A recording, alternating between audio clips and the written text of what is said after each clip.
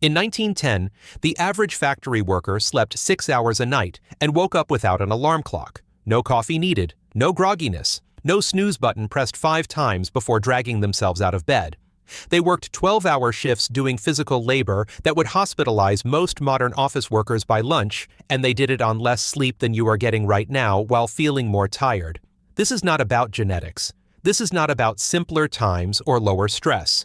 What they had access to, and what has been systematically stripped away from your biology over the past century, is what this video is about. Stay with me, because what I reveal about artificial light destroying your sleep will make you rethink every evening habit you have. We begin with something that disappeared so completely that most people do not even know it existed. In the early 1900s, darkness was absolute. When the sun went down, the world went black. Most homes had kerosene lamps or candles that produced a warm, dim, amber light that barely illuminated a single room. The intensity was roughly 1 lumen per square foot. Compare that to the average modern living room at 50 to 100 lumens, or your smartphone screen blasting over 300 lumens at full brightness. But here is what matters. That amber light from kerosene lamps had almost no blue wavelength light in it. Blue light from LEDs, phone screens, and televisions is the specific wavelength that tells your brain it is noon. It suppresses melatonin production completely. In 1910, when someone lit a lamp at 7 in the evening, their brain started producing melatonin within the hour. Melatonin needs about 2 to 3 hours of rising levels in your bloodstream before you can fall into deep sleep. By the time a 1900s worker went to bed at 9 or 10, their body had been preparing for sleep for hours. They fell asleep in minutes. Today, you are staring at a screen until the moment you try to sleep, and your melatonin production is still suppressed. Researchers at Harvard Medical School found that blue light in the evening suppresses melatonin for twice as long as amber light and shifts your circadian rhythm by 3 hours. You are not sleep deprived because you are sleeping 6 hours. You are sleep deprived because your body thinks it is 3 in the afternoon when you are trying to fall asleep at midnight. The practical fix is absurdly simple. 2 hours before bed, turn off every LED light in your house. Use warm, incandescent bulbs, or get amber light bulbs online for under $10. Put your phone in another room. If you must use a screen, install a blue light filter that actually works. Your ancestors paid nothing for darkness. You are paying for it with your health. The second lesson comes from a place nobody talks about anymore: the bed itself. In 1900, most Americans slept on mattresses made of cotton, straw, horsehair, or wool, wrapped in linen or cotton ticking. These materials were breathable. They allowed air to circulate around the body all night long. Your body temperature drops by about 2 degrees Fahrenheit during deep sleep, and it needs to radiate heat away from your core to stay in that state. Old mattresses let that happen. Modern memory foam and synthetic mattresses trap heat against your body like a plastic bag. You wake up sweating, you flip the pillow to the cool side 6 times a night, and your sleep cycles are fractured because your body keeps pulling you out of deep sleep to regulate temperature. A study published by the Journal of Physiological Anthropology confirmed that even a 1-degree increase in core body temperature during sleep reduces slow-wave sleep by up to 30%. People in the 1900s were spending more time in slow-wave sleep per hour than you are. They also did not have synthetic sheets. Cotton and linen breathe. Polyester sheets, which now make up over 60% of the market, are essentially sleeping in a plastic bag. They do not wick moisture. They trap heat.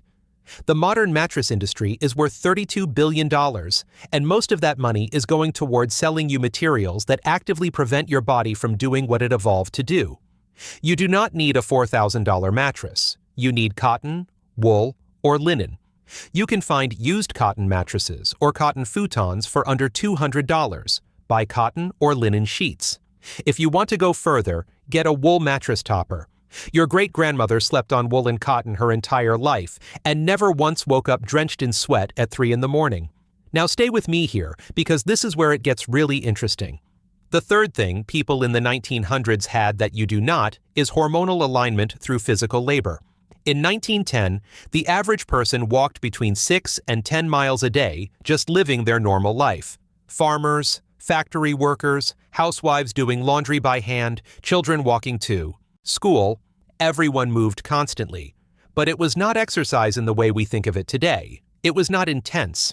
It was low-level, consistent movement spread across the entire day, and it did something to your body that sitting in a chair for 10 hours and then doing 45 minutes on a treadmill will never replicate. Constant low-level movement keeps your cortisol rhythm in sync. Cortisol is your wake-up hormone. It is supposed to peak in the morning and drop to almost nothing by evening. When it does, your body knows it is time to sleep. But when you sit still all day and then spike your cortisol with a high-intensity workout at 7 in the evening, you are telling your body it is morning. Research from the University of Texas found that people who engage in consistent low-intensity movement throughout the day fall asleep 30% faster and spend more time in deep sleep than people who are sedentary all day and exercise intensely once. The 1900s worker was also building muscle and burning fat all day long, which meant their testosterone levels were naturally higher. Modern men have about half the testosterone levels of men in 1900, and that collapse is directly correlated with the rise of sedentary work. Low testosterone equals terrible sleep.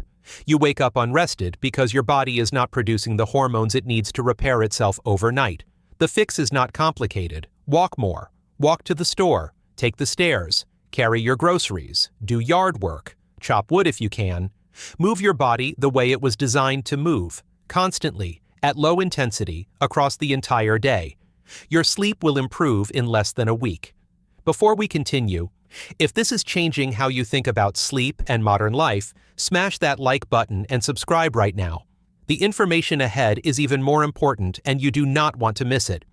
Number 4 is something your great-grandmother did every single day without thinking twice. She went outside in the morning and looked at the sun.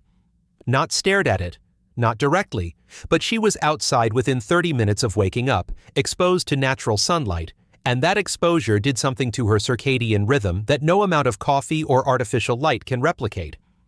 When sunlight hits your eyes in the morning, specifically the blue and UV wavelengths in natural sunlight, it triggers a cascade of hormonal signals that set your circadian clock.